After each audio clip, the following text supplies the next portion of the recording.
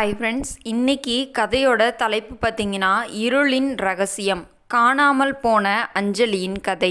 கதாபாத்திரங்கள் யாராருன்னு சொல்லி பார்த்தீங்கன்னா, அஞ்சலி காணாமல் போன பெண், ராகுல் அஞ்சலியின் காதலன், காவல் அதிகாரி விஜயன் வழக்கை விசாரிக்கும் அதிகாரி, அஞ்சலியின் பெற்றோர் சோகத்தில் இருக்கும் பெற்றோர். 2018ஆம் ஆண்டு கோடைக்காலம் சென்னையின் புறநகர் நகர் பகுதிகளில் அமைந்திருந்த ஒரு சிறிய அழகான வீடு. அந்த வீட்டில் வசித்து வந்த அஞ்சலி தனது கல்லூரி படிப்பை முடித்துவிட்டு வேலை தேடிக் கொண்டிருந்தாள். அவளது புன்னகை எப்போதும் அந்த வீட்டுக்கு ஒளியூட்டியது. ராகுல் அவளது நீண்ட நாள் காதலன்.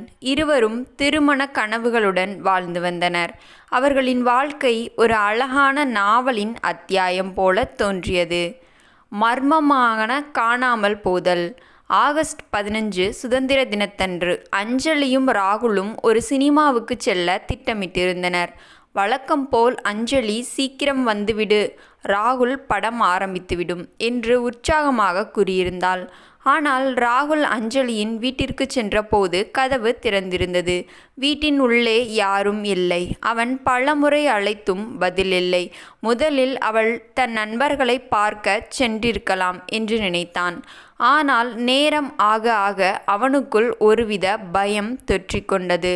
ராகுல் குரல் நடுங்க, அஞ்சலி அஞ்சலி எங்கே போனாய்?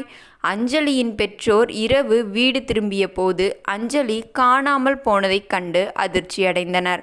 அவளது மொபைல் போன் வீட்டில் அணைக்கப்பட்ட நிலையில் இருந்தது.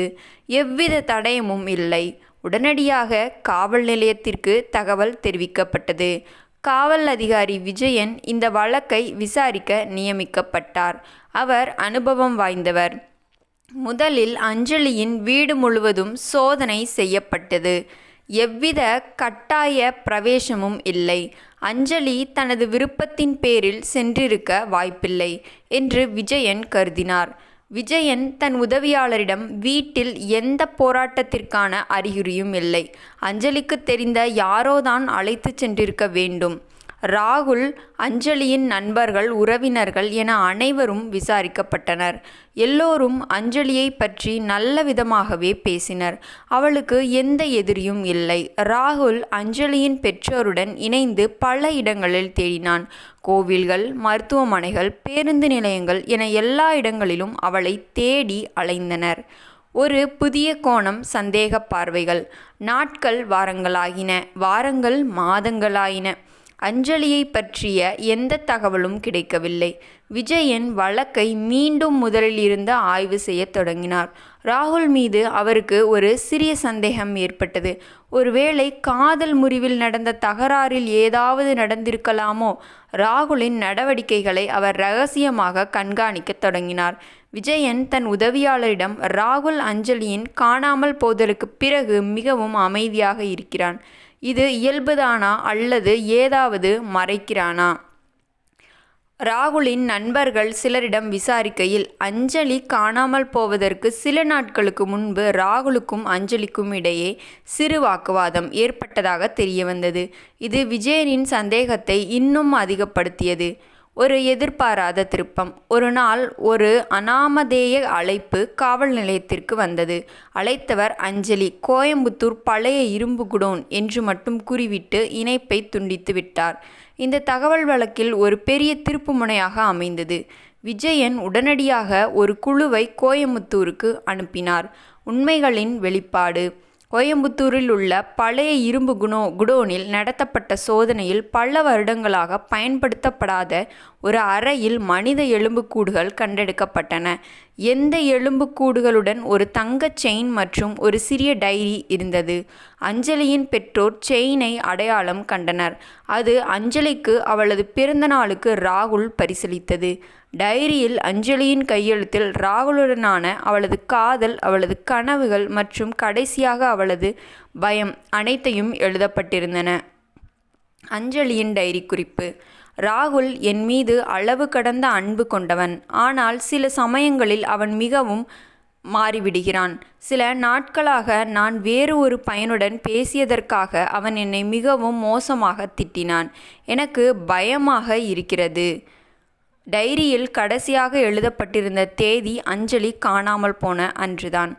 ராகுலின் ஒப்புதல். ராகுல் மீண்டும் கைது செய்யப்பட்டு தீவிரமாக விசாரிக்கப்பட்டான். முதலில் மறுத்த ராகுல் டைரி குறிப்புகள் மற்றும் சேகரிக்கப்பட்ட பிற ஆதாரங்களின் அடிப்படையில் உண்மையை ஒப்புக்கொண்டான். ராகுல் குற்றத்தை ஒப்புக்கொண்டான். ஆம், அஞ்சலியை நான் தான் கொன்றேன். அவள் வேறொரு பையனுடன் பழகினாள் என்று சந்தேகித்தேன். அன்று நாங்கள் சினிமாவுக்கு போகும் முன்பு நான் அவளிடம் சண்டையிட்டேன்.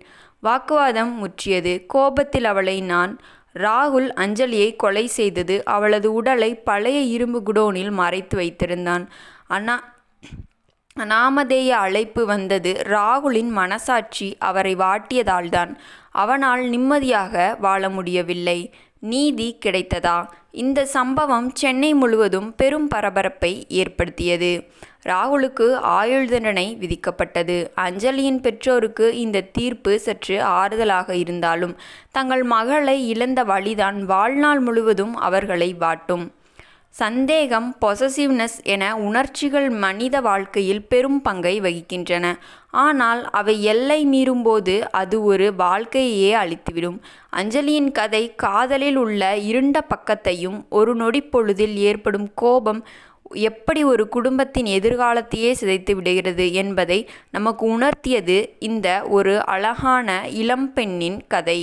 அன்பின் பெயரால் எவ்வாறு சிதைக்கப்பட்டன என்பதை இந்தச் சம்பவம் வெளிப்படுத்தியது. இதே மாதிரி வேற ஒரு கதையோட நாளைக்கு உங்களை நான் மீட் பண்ணுறேன். Bye friends.